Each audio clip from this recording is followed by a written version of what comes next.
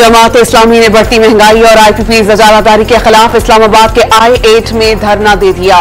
Relief मिले बगैर जाएंगे नहीं, अगला पड़ाव मरी रोड पर होगा।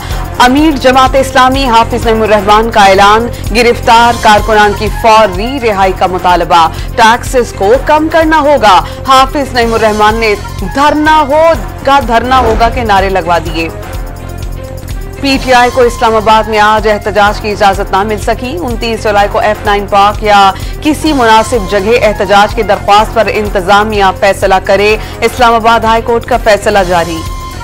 और विमेन एशिया कप के दूसरे सेमीफाइनल में कौमी टीम मेजबान श्रीलंका के मध्य मुकाबिल ओपनिंग जोड़ी गुलफेरोजा और मुनीवाली ने 61 रन का शानदार आगाज फराहम किया। पहले सेमीफाइनल में भारत ने बांग्लादेश को 10 विकेटों से शिकस्त देकर फाइनल में जगह बना ली।